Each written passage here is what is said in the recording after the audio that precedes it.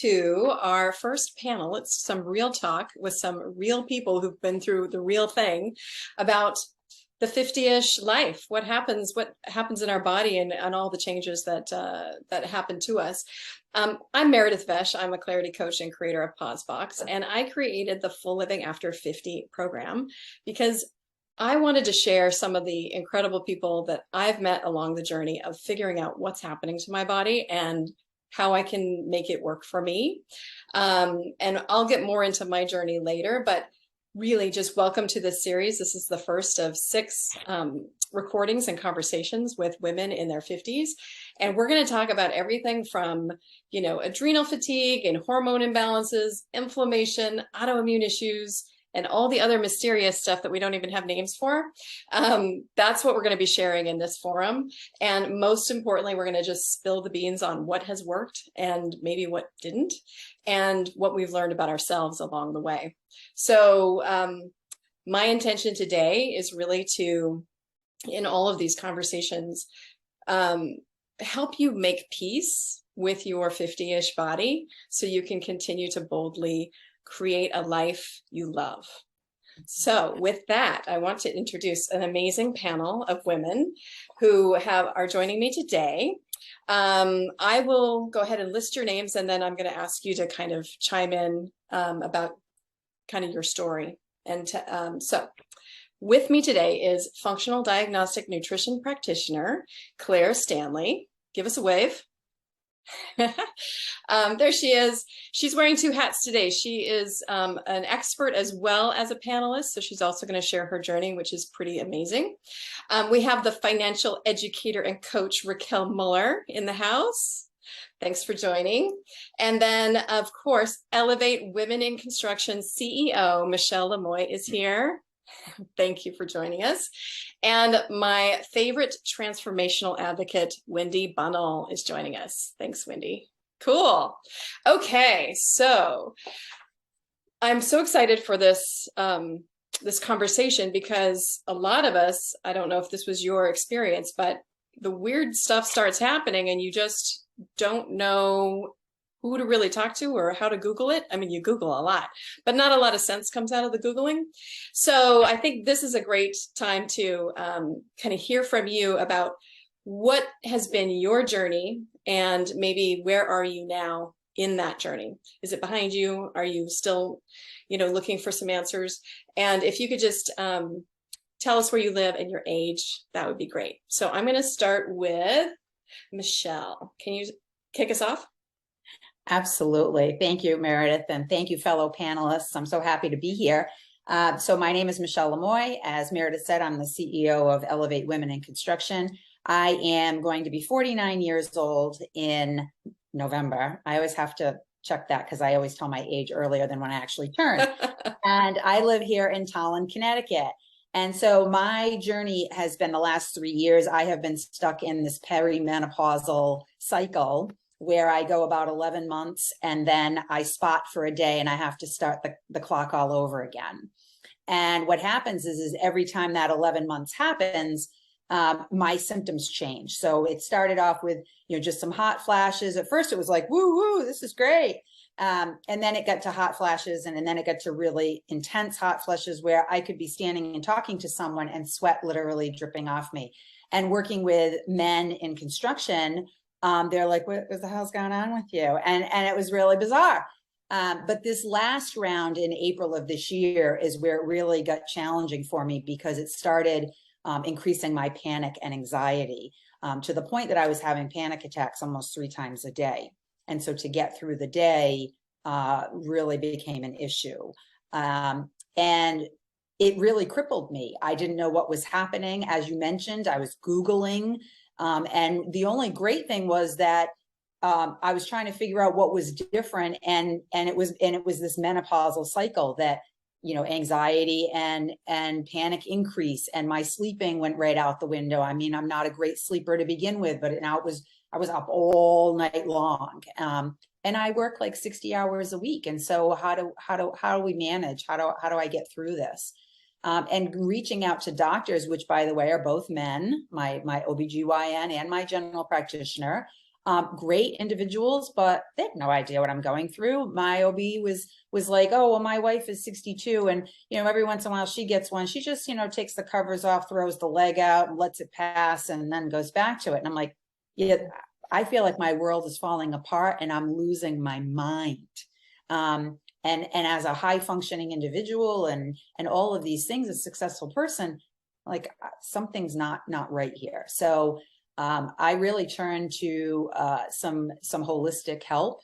I turned to modalities like tapping, and really started taking some things like ashwagandha every day. Started taking some angiocomm at night, and started really getting behind the science of what was this panic and anxiety. And I wasn't going to die from it, but I did need to understand it and develop a different relationship with it.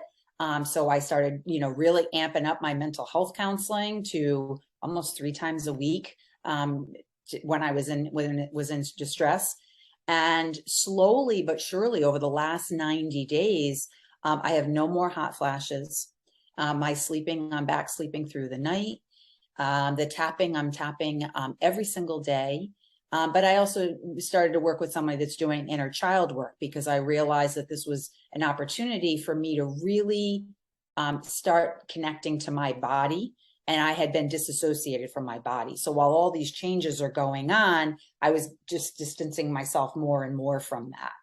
And so now, for the first time, I have some compassion. And I know that came up earlier when we were chatting, is how do I love myself for where I'm at? And how do I have empathy for myself? And so that's kind of where I'm at now. And the biggest thing is, I know this is going to be a road. This is not, I'm not fixed. I'm not, everything is okay. I'm not arrived at some place where I'm not going to have any other issues. This is all about me relating to how I'm changing, and I may have more bumps in the road in the future, but how am I going to approach that? And so that's thank you. Michelle, what I want to underscore what you said about this journey. And what I love about your story is the helpfulness of the inner work, right?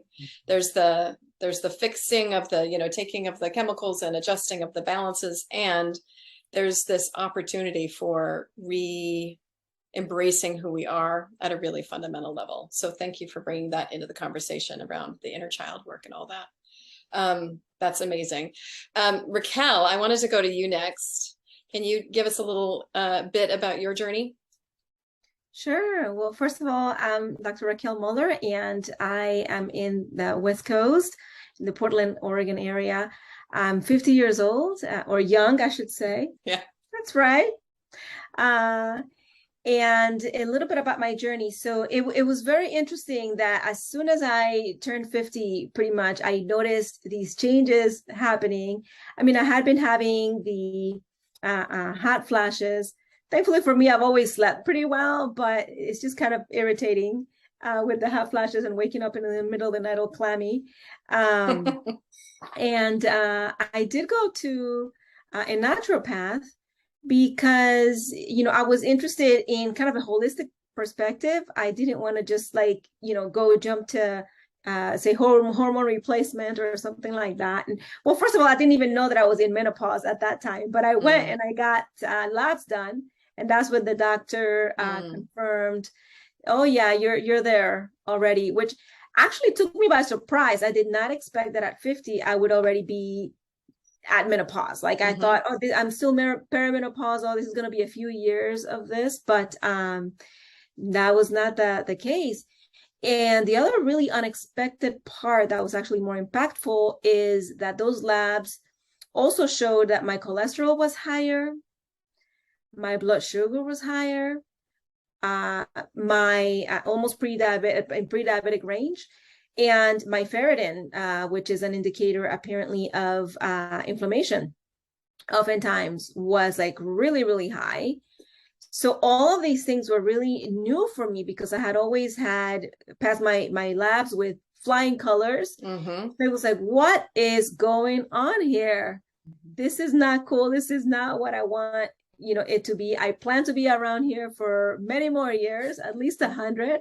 So that was an immediate, wow, you got to take care of yourself. And in addition to that, I had gained some weight.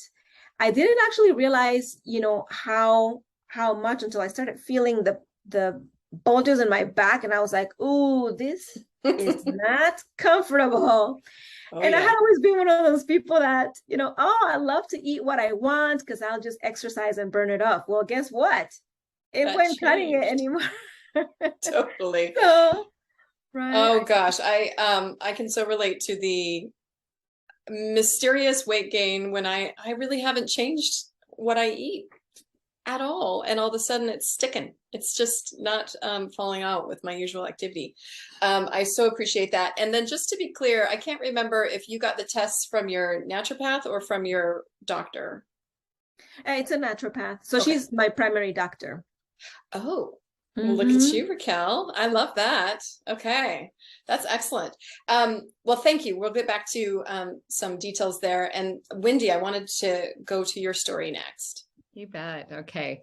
Well, first of all, my name is Wendy Bunnell. I am that transformational advocate with Illuminate Your Essence, and I'm 52. Really, when I started to see a significant difference in my life was I had a partial hysterectomy at 47. And between that and some major stressful events, things that I was doing in my professional life, things that were happening in my family life, I think all of that just created a perfect storm. And I'm heading into menopause, and ba-boom, it just kind of blew up in my face. And I had many, many symptoms. It wasn't just one thing. I remember it started with more of the neurological things, with the brain fog and the tinnitus, and I just couldn't concentrate. And then it started to be incredible fatigue, plus the insomnia, lots of gut issues. They put a lot of labels on them: fibromyalgia, Hashimoto's, like inflammation, everything was happening, chronic UTIs. I mean, I was just a mess. And so I went in search of the answers, because that's what we do. We go and find it. We're not going to live life like this for the rest of our life, for heaven's sake. And doctors couldn't really give me a whole lot of answers. My tests came up just great, beautiful, fabulous, wonderful.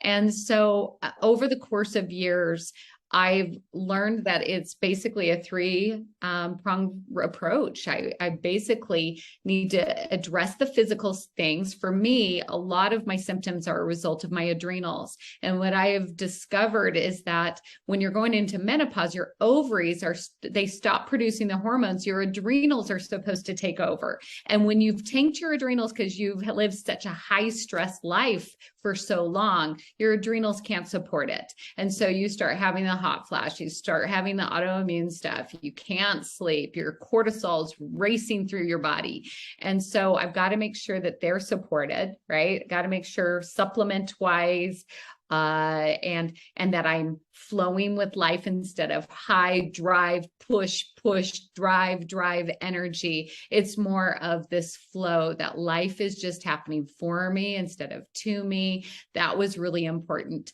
And then the other part is addressing some of the stuff I put my head in the sand for years and years. Some of the trauma that I'd experienced when I was younger. Now it's time to let that go and to process it and work with, practitioners. But I did a lot of the same things that have been mentioned. The tapping, EFT is a beautiful technique to allow some of that stuck emotional energy to come out.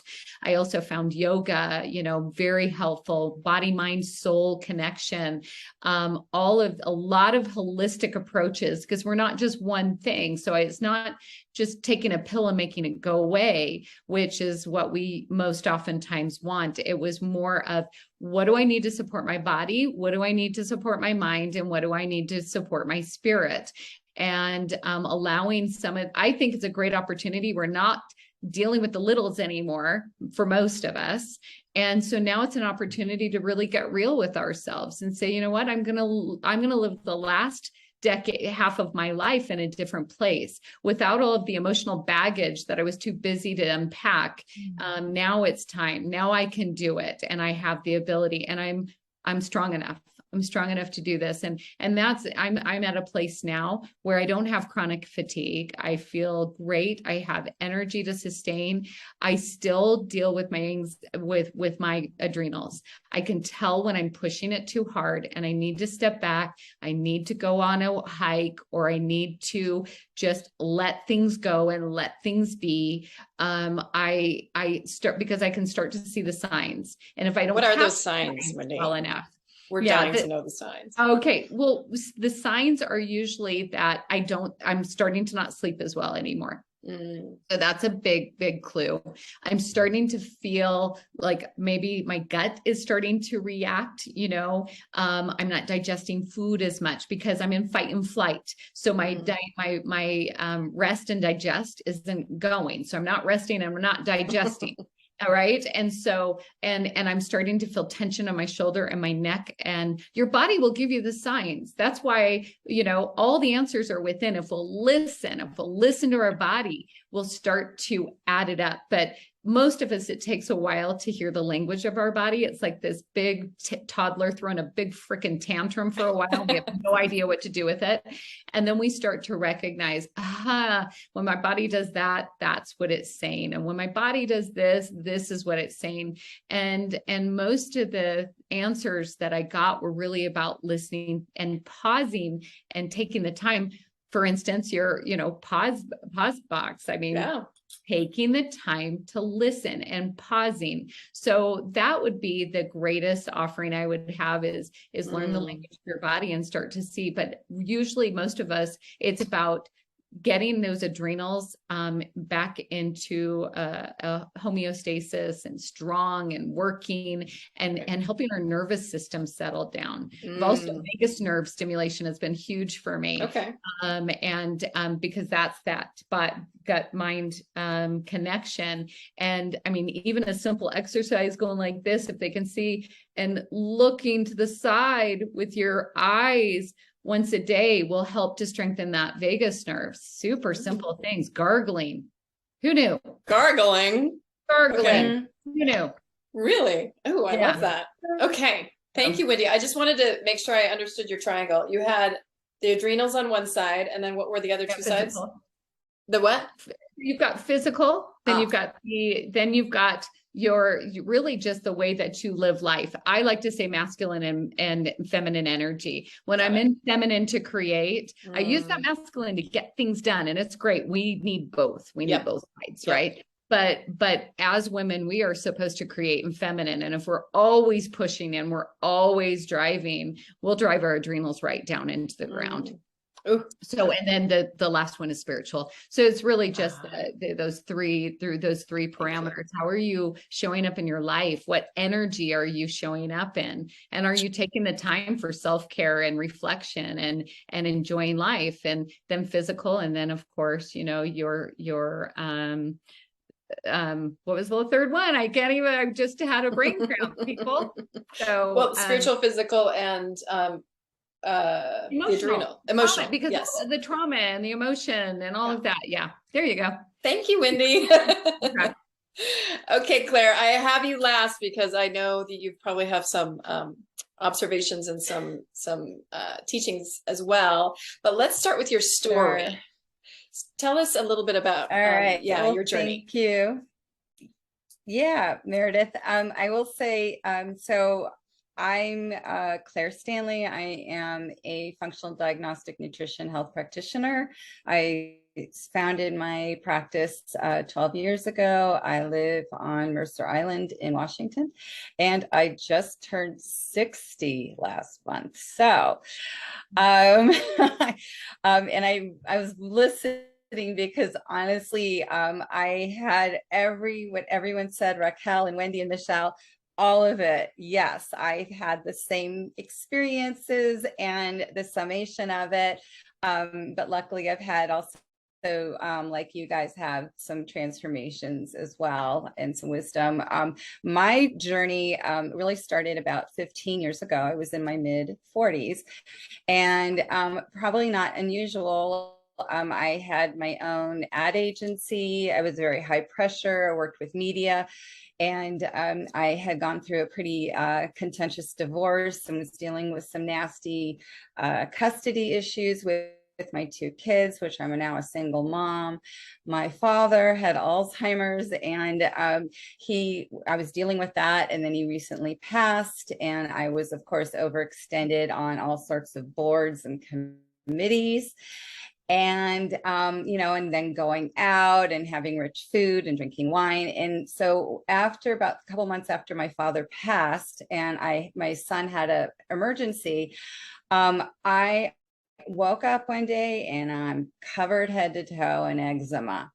And everything is ballooned out.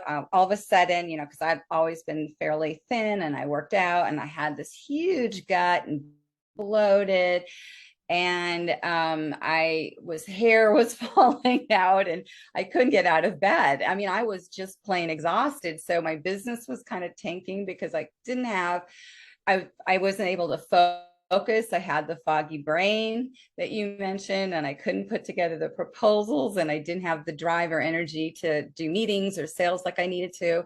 Luckily, my kids were a little older, so, but I felt like I was always having neighbors take care of them or drive them because I couldn't deal with it. My eyes got so sensitive to light that I literally couldn't drive during the daylight unless I had like 3 pairs of sunglasses and a hat on. So I did not know what was going on. So, like probably most people, I went to my doctor. They said, "Oh, you have eczema. I'm going to put you on prednisone." I'm like, great. So another 20 pounds later, because that just blew everything up. And it didn't really help with any. And I was like, well, I have all these other issues. Like, oh, you're just depressed. We just ran your blood work and it's normal. And I have a family history of hypothyroidism, not Hashimoto's, but like thyroid. And so I've always been tested. Nope, it's normal. Everything's great. I'm like, well, obviously it isn't, because look at me, I'm a hot mess. And I was really embarrassed, and I felt, ashamed. And so then I was going to other practitioners, and I probably spent close to 3 to 5 years, and I don't even want to think about how much money that I really didn't have because nothing was covered by insurance. And I was never really getting clear answers. And I never really was understanding it, but I was saying, oh, here, take all these supplements, it'll fix everything. And it didn't really. So finally I was referred to a naturopath, and this was a very new thing back then. And luckily she ran some really good lab tests on me, and she was able to determine that what was called then adrenal fatigue, which is a misnomer because it really involves your hypothalamus and pituitary and adrenals. So it's a little bit more complicated than that, but severe, stage 3 or 4 adrenal fatigue, a thing called leaky gut. I'm like, wait, what? What's leaky gut? And H. pylori, which is obviously from the stress, which is something I'd never heard of, but it's very, when they used to diagnose ulcers, that was, how they would do that. And then they said, well, you have to stop eating gluten and dairy. I'm like, what's gluten? Because back then, 15 years ago, there was no information about gluten. There was no gluten-free products. This was very, very new. So the thing was, I was so grateful for the lab test because I finally had answers, but I basically was then sent out the door saying, I'll see you maybe 3 to 6 months. Here's a diet sheet, which I saw it wasn't actually had a lot of it just didn't make sense considering all of the things going on. And she still didn't figure out that I also had a thyroid condition brewing, and she still said that was normal. And so it really took me a lot of trial and error to figure out what was going on. And I mean, luckily, I was pre-med initially in college, so I had some ability to do a lot of research, but the information that is out there now, I did not have. And so I think I had so basically that was it. And I just was thinking there has to be a better way. It's like, or they say, oh, here's a diet plan, and that you can just make the substitutions on your own. It's like, I just spent thousands of dollars and you want me to figure this out. This is crazy. So, and the other issue is I was a single mom and I felt like I was being told to make these sweeping changes without any understanding of what my reality is. It's like, I'm running a business, I have kids, I have, responsibilities, and it's not as simple as just changing everything all at once. And so I thought there was just such a disconnect. So when I had a chance, and I was still always doing research, and I had an opportunity a few years later. My youngest was now going to leave for college, and I was like, okay, what do you want to do when you grow up? And it's so I, went back to school basically, because I had this passion. People were coming to me for holistic information since I'd already done all this work. I used to be referred to as the vegetable queen because I had a background in catering and cooking. And so I was naturally interested in, eating well. So that also was making me crazy because I've been eating well since day one. So this doesn't make sense. I don't understand, what am I supposed to be doing here? So that was pretty much the thing. And it was, luckily, I didn't really get a lot of the answers that I have until I went to school. And which is very common for health practitioners and health coaches. And I started out, I went to Institute for Integrative Nutrition, and in the early days I was doing cooking demonstrations and telling people, not to eat sugar, and doing corporate wellness programs. But while I was at IIN, a mentor had told me, hey, did you know that you could offer your clients the same labs that had helped you? And I'm like, I can. And I was like, oh my gosh, because those are the answers. And when I founded my practice, my whole mission is to support my clients to develop words I heard here already: self-compassion, and to become empowered and to feel validated when it comes to their health, because I certainly hadn't.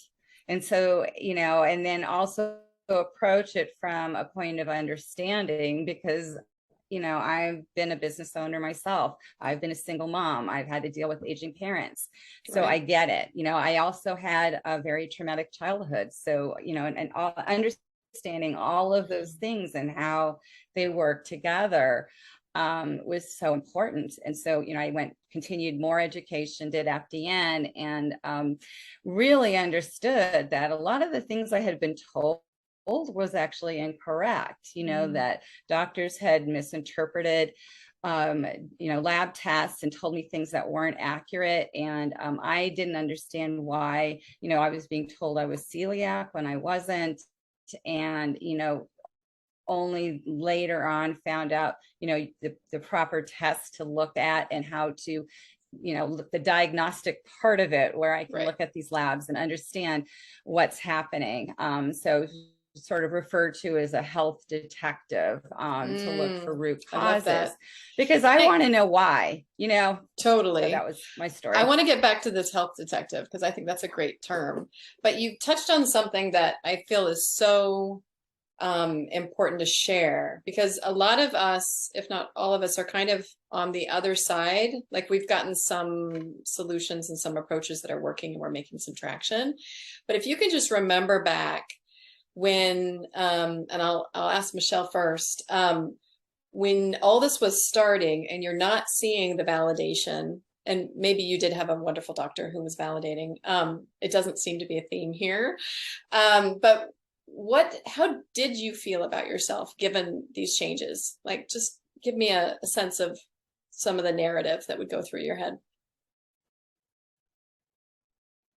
Yeah. So for me, I thought I was going crazy.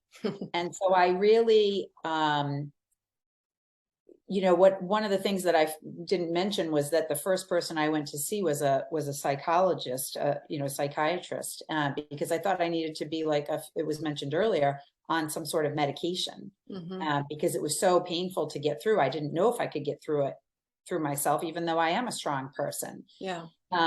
And what was really hard was that the medication, my body is so sensitive, it wreaked havoc with me immediately I was worse. And so I immediately was like, I can't be on any of this stuff. This is worse for me than what I'm actually going through. Yeah. And so then I was left very despair and despondent. But then I would vacillate to hope, and I can do this. I've been through worse. And so there wasn't a lot of validation except from my counselor, who fully supported me finding a holistic approach.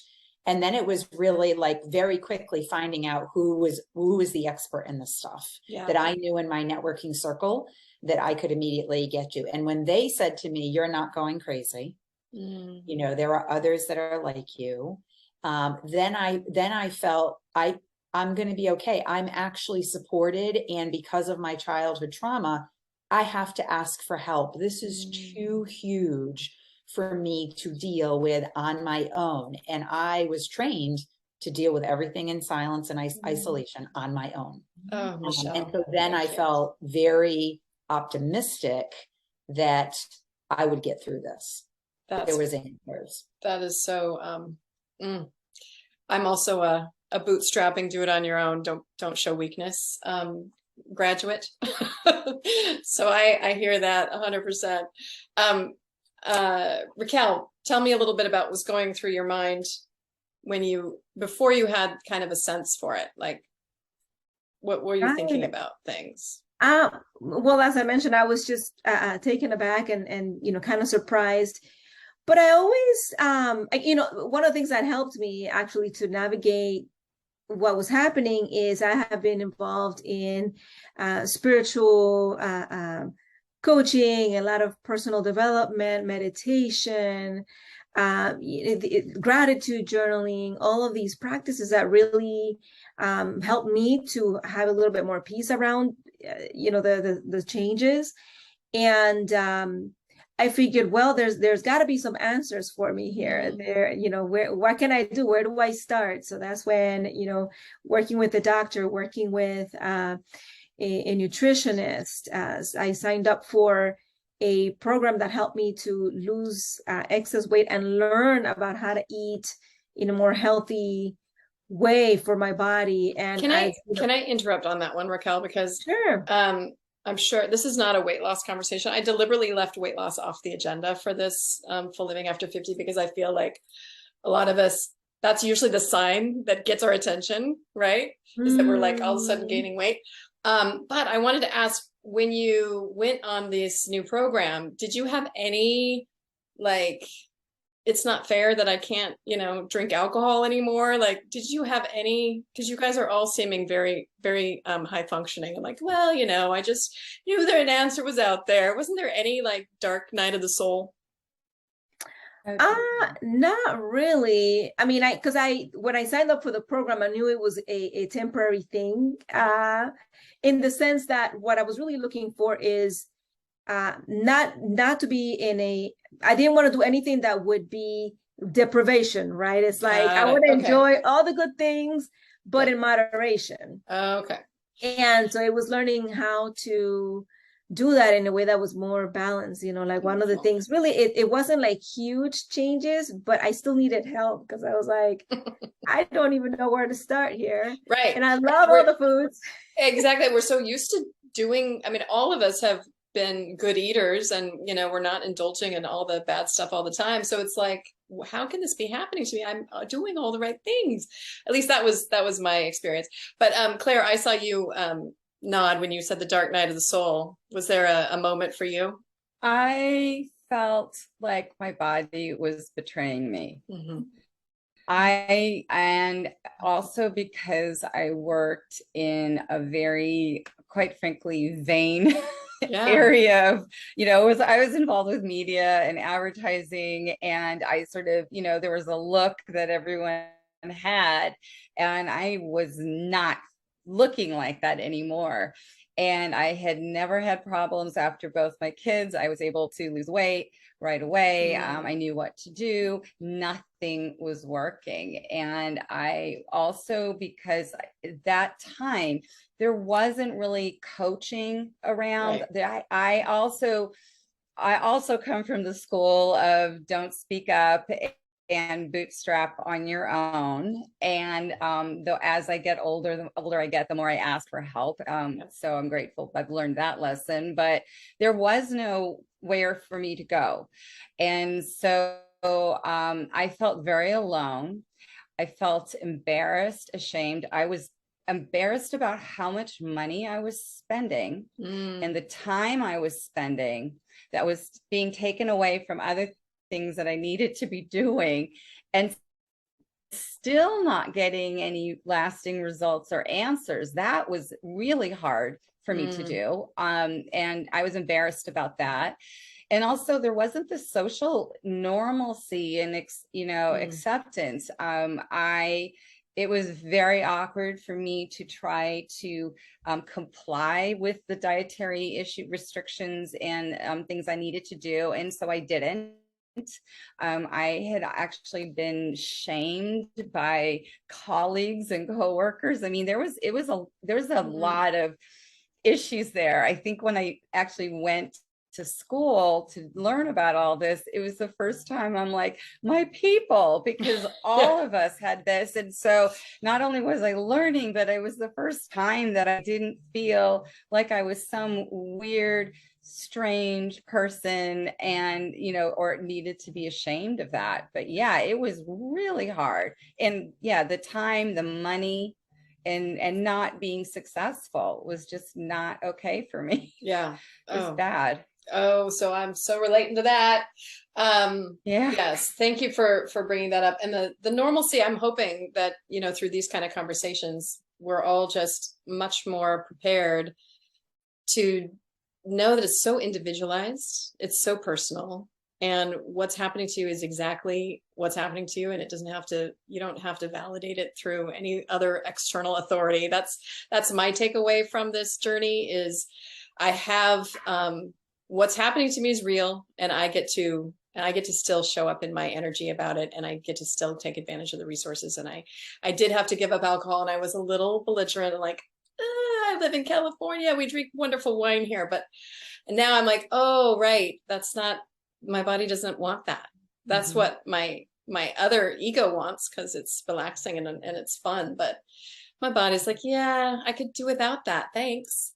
So just this return to my inner authority, I think was one of the takeaways. But before, because I want to wrap up and go around, before we do that, Wendy, can you tell us a little bit about the internal journey? And did you ever think you were crazy or ashamed? Absolutely. Yeah. Super short story. Middle of the night, insomnia, can't go to sleep, and my body wants to run. It wants to run. It is in full fight and flight. And so I decide I can't go outside. The cops are going to stop me. And it's not safe. So I decided to go in my little small backyard and run laps and laps and over and over and over and over and over until my lungs just couldn't do it anymore. And it's a June night. I'm looking up at the sky on my back and I'm thinking, I am living a nightmare I cannot wake up from. And I was so over everything, and everything was falling apart. And one of the hopeful statements I can say is the breakdown always comes before the breakthrough. And when you get to that level of pain, you will search your soul for the answers. And that's where I came. And now I'm at the other end. And there was so much about trauma and learning emotional responses and living life in a different way and learning that I'm not my emotions, and I can either feel an emotion or move an emotion or change an emotion, and not taking life so seriously and thinking that I have to control every aspect, that I can trust that whatever happens for the best. And so that is the beauty and the gift that I've gotten from this lesson. And now I'm human. I have challenges. My body, like right now, I'm about ready to do a really big project and I'm learning to trust, but I still have some old patterns. My neck and my shoulders are tense today. And I'm just saying, come on, that's okay. We're all right. Let's relax. And I'll go do some breath work. I'll go do some tapping or go for a hike, and I'll listen to my body and I'll do things different. Thank you. Well, you just answered our last question, which is kind of what wisdom would you share? You You just There you nailed go. that. Thank you. Who else has wisdom that they want to share? Michelle? I would say just really connect with yourself and learn what's best for you. You know, for me, it was giving up drinking. It was finding holistic approaches when everyone else said it should be, you know, it should be a pill that should take care of it. And really trust yourself, because I couldn't relate. None of my friends were going through what I was going through. And so really trusting myself that I've got this, and I'm going to find the people to support me. And and again, it's not arriving that it's all going to be 100%. It's a journey, and just having that self-compassion and self-love. We'll get through this. We'll get through this. Great. Thank you. Raquel, any words of wisdom to share? Definitely. I would echo what Michelle just said about loving yourself and being compassionate. I've always been very big on self-love, and it is something that it's a journey, and it's not that I have it all dialed in. I still am challenged in that area, and I have to continue to grow in that direction. And I wanted to mention something though that came to mind too, in terms of, and it relates to this whole self-compassion thing. And one of the things that I experienced is in my sex life. Oh, right? We didn't talk about sex. Yes. Tell us. So I found that my libido has and vaginal dryness, and it's like, wait a second, this is like not fun. No bueno. That's not fun. So this is one of the aspects where if ever I was gonna feel like, my body was betraying me, it was that aspect. It's like, wait, I consciously I want something, but my body is not responding in the same way that I'm used to it responding. And so that has been a growing edge for me in terms of, practicing that self-compassion. Like, okay, be kind to your body. It's just operating in a different way. Things are changing. This is part of the natural cycle of life. And it's okay, right? How do we work with, around that? Yeah, I love that. And continue loving on myself.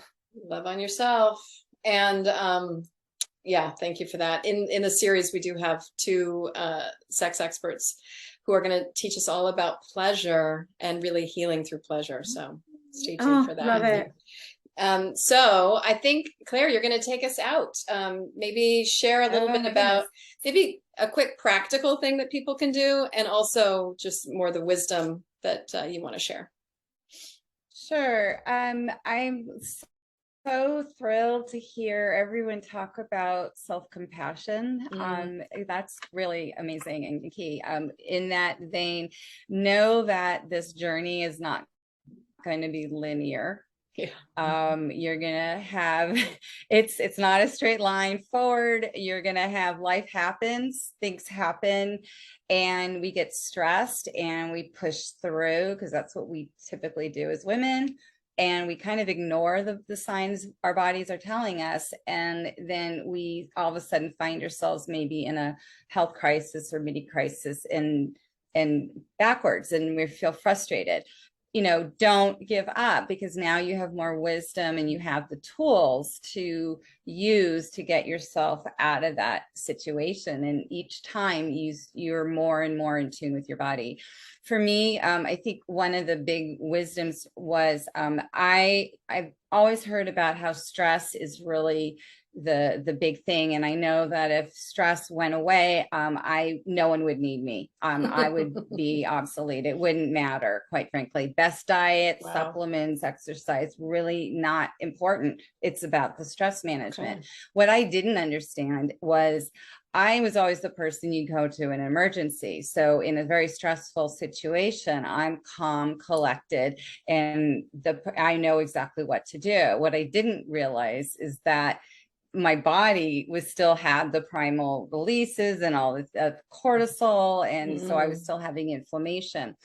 The other thing that I wasn't really aware of, and I know several people here mentioned, is the childhood trauma, where you learn, our bodies learned how to respond to a stressful situation, and sort of like what's, fired together gets wired together. And those patterns continue with us through our adult lives. And so our bodies in those cases, for anyone who's had sort of an adverse childhood event, there's going to be sort of an over exaggeration of stress response. And so be kind to yourself if you've been in that situation.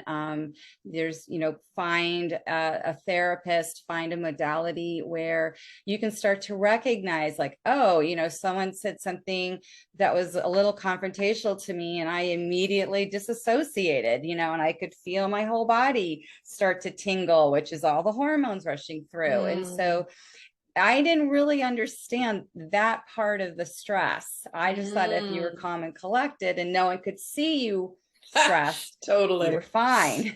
I love that. Not the case. So I think that was a huge light bulb and life changer for me, is to understand that, and then start to recognize how my body is responding to perceived stress. And I say the word perceived because you have to evaluate it. It's like, am I really in danger right now, like I was when I was younger? No, I'm not, but my body is acting like it is. And unfortunately, that we store that stress. And so there's things like that. So all of these modalities, I love EFT. If you can find someone who does EMDR, vagus nerve stimulation, like doing like VOO or vibration, excellent. I'm so excited because I didn't know any of these things. I'm going into that out when I was going through it. And this is great. I mean, you guys are so much further ahead than I was when I was going through this. Yeah. So I'm thrilled that this has become more normalized, that this is, that you have these tools, essential oils, anything, Reiki I love Reiki or anything like that. I mean, there's so many different modalities out there for stress. And I do work with I talk about stress a lot with my clients. And then just don't let yourself be medically gaslit. Every single person who comes to me tells me the same story, where it's like they knew something was wrong. They're told their blood work is normal. It's normal for their age, which is so patronizing, or, or maybe you're depressed, take a pill. Right. We've all been through this, and but don't allow that. Become empowered be your own advocate when it comes to your health. And if you're not getting the answers that you need to make meaningful change, where intuitively it makes sense to you, go somewhere else. Yeah. Well, thank you. On that note, I want to underscore, I think all of us said, find a partner who can assist and validate and explore these options with you, whatever modality that looks like. So I wholeheartedly agree. I have come through this because I've had so many partners to collaborate with, and learning so much about myself. I couldn't do it if I didn't have tests, and if I didn't have experts who could say, well, maybe this is what's going on, because my medical person just thought I should get my stomach stapled. So there's that. And I was like, wow, that's really out of touch, but okay, that's all your toolkit gives you. Okay, you're not a terrible person, but don't think I'm going to spend a lot of time here with you. Okay, we're wrapping up. Thank you so much, ladies. I so am honored to have this sharing happen. And I want to encourage everyone who's interested in following up with the series to go to pauseboxco.com/FL50 series. And then you can find more conversations like this. And you can also check out Claire's information. She has a great freebie that she's offering to people who join us. So please check it out. Thanks, y'all. All right. Thank you. Take care.